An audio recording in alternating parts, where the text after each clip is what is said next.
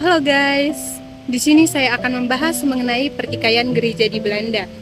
Nah, pada abad 16 tahun 1795, gereja Gereform atau Calvinis dianut oleh separuh dari negara Belanda dan beberapa gereja Lutheran.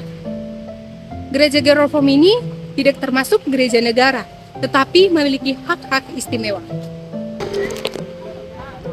Para pejabat negara Belanda mewajibkan para petinggi negara untuk menduduki jabatan gereja tersebut. Gereja Katolik dan Roma dikucilkan karena telah menjadi minoritas. Gereja dan negara bergumul menentukan sistem pemerintahan ke depannya yang berbentuk liberal ataupun teokratik. Beberapa kaum Calvinis menginginkan negara bersamaan agama, membina masyarakat hidup sesuai dengan ajaran Kristus. Namun, masyarakat tersebut diterpa oleh golongan humanisme. Katolik Roma muncul dan mengekang gereja Gereform yang di bawah kendali negara.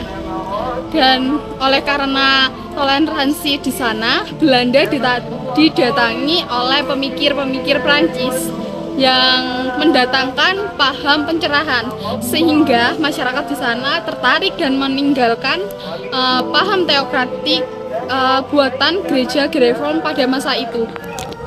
Oleh karenanya, gereja pun terbagi menjadi 3 bagian. Bagian yang pertama yaitu orang-orang yang memilih menjadi kaum humanis dengan paham pencerahan. Kemudian ada kaum ortodoks yang memegang kebenaran firman Tuhan dan cara-cara beribadah yang sebenarnya. Kemudian ada juga kaum pietis yang menginginkan perubahan di badan gereja karena gereja sudah terkontaminasi dengan hal-hal keduniawian.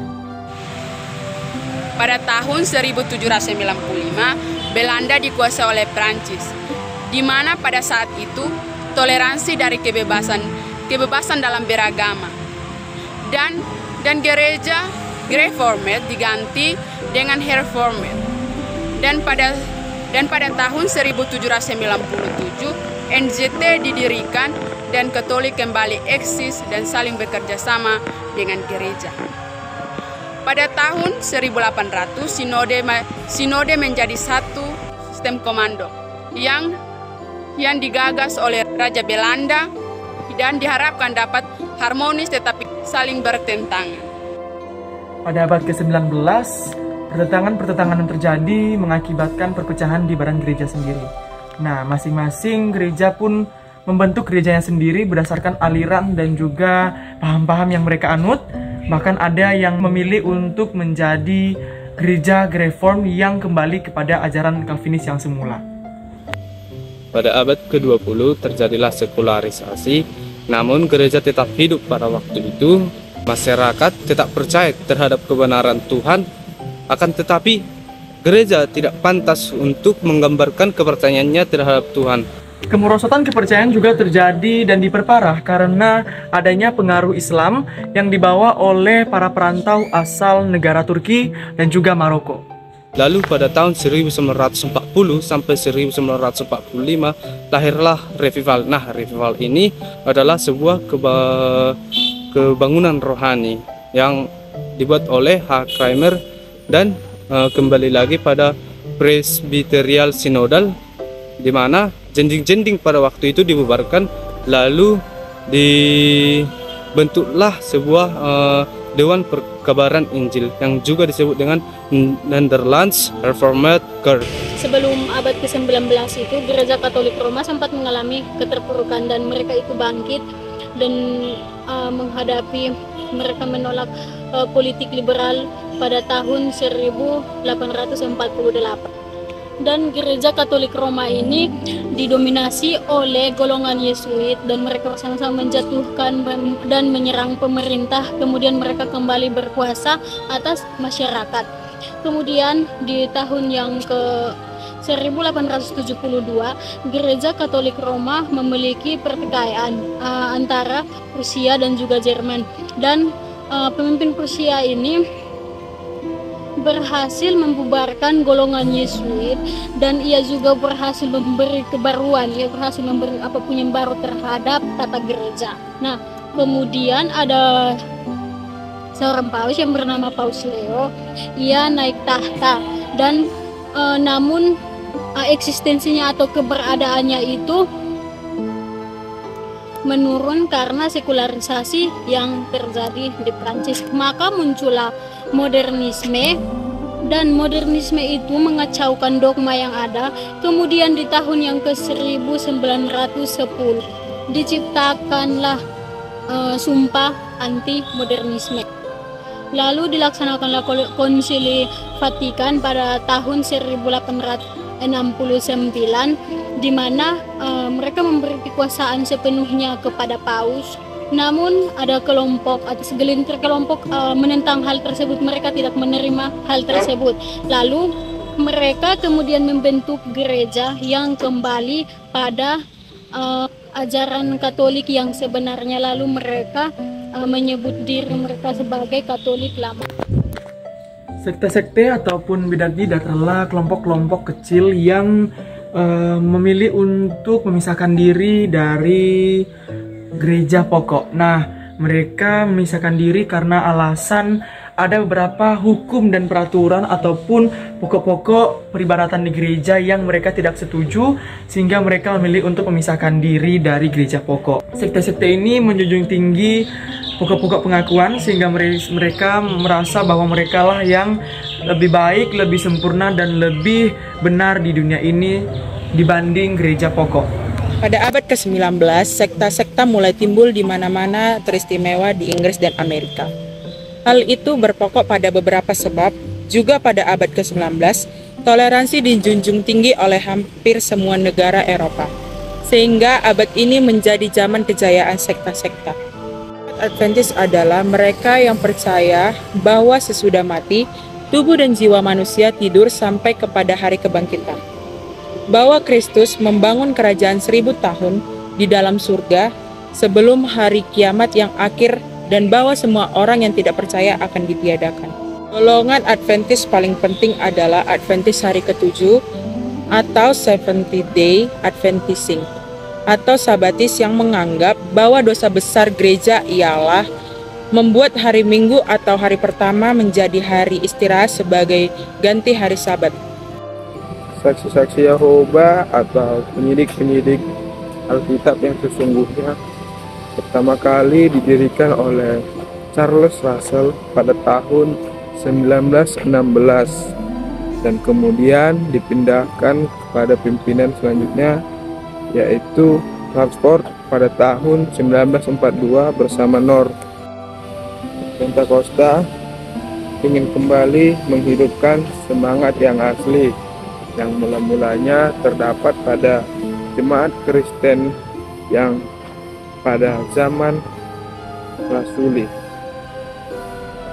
Roh Kudus sendiri tidak pernah berubah sejak saat itu, sehingga setiap orang yang percaya masih berhak menerima karunia-Nya.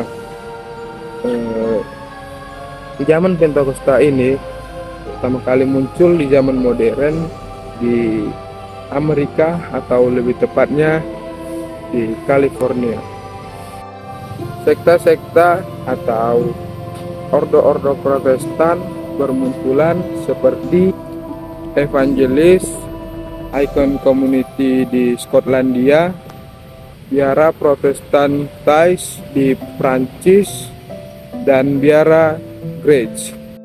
Abad ke-17, agama resmi Belanda berganti dari Katolik Roma menjadi Kristen Protestan, dan pemerintahan negara bersikeras untuk bisa berkuasa atas agama.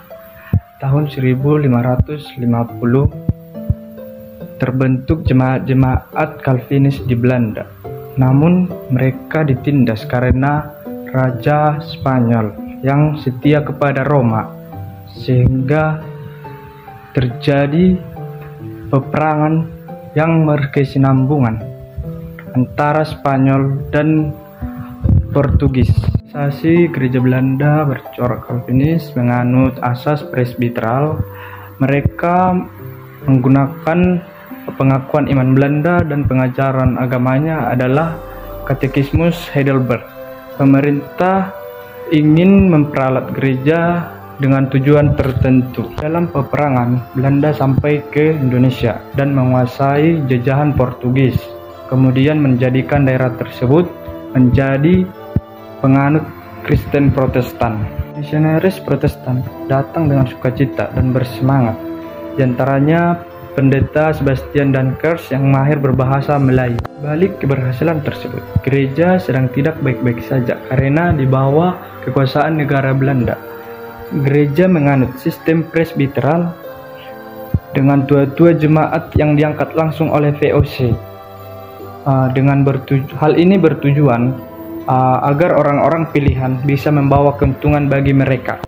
Kebajikan ini mengakibatkan turunnya motivasi para misionaris berangkat ke Indonesia, karena pada akhirnya akan diperbudak oleh negara dan memperkecil kemungkinan untuk membina orang-orang Indonesia untuk menjadi pemimpin rohani. Oleh karena hal tersebut, pemberitaan kebenaran firman kurang terpelihara, pelayanan sakramen semakin minim pelaksanaannya, dan semakin banyak disentuh oleh hal-hal tahayul. Gereja mengalah terhadap VOC dan pengabaran Injil mengalami stagnasi. Eropa menggerakkan gerakan revival atau kebangunan yang besar karena melihat menurunnya eksistensi gereja di Nusantara. Gerakan ekumenis adalah gerakan yang dimulai oleh Calvin yang bertujuan untuk menyatukan gereja-gereja dan aliran-aliran yang pada hakikatnya masih sama-sama Protestan. Dalam hal ini ada gereja Baptis, gereja Lutheran, Calvinis, Metodis, dan lain sebagainya dipersatukan karena memiliki dasar yang sama. Calvin menjadi pelopor utama gerakan duduk bersama para tokoh-tokoh agama berbagai aliran dengan tujuan untuk membahas tata gereja dan juga kebenaran-kebenaran yang perlu dikoreksi dari gereja sebelumnya. Usaha-usaha ini berbangkal dari gerakan kebangunan rohani yang telah terjadi sebelumnya. Tahun 1910 dilaksanakanlah konferensi pekabaran Injil sedunia yang dilakukan di Edinburgh. Beberapa negara pun menjadi pelopor dari berdirinya sebuah organisasi pergerejaan, yaitu Dewan Gereja Sedunia pada tahun 1948. Dengan visi yaitu untuk menyatakan kesatuan dalam badan gereja sendiri. Gereja Katolik Roma dan Gereja Evangelikal tidak menjadi bagian dalam Dewan Gereja Sedunia. Gereja Katolik Roma merasa bahwa tidak menjadi salah satu dari aliran-aliran yang masuk dalam gerakan ekumenis. Gereja Evangelikal malah membuat sebuah organisasi yang hampir sama dengan Dewan Gereja Sedunia yang diberi nama World Evangelical Alliance dengan tujuan menjadi tandingan dari Dewan Gereja Sedunia yang dibentuk oleh Calvin.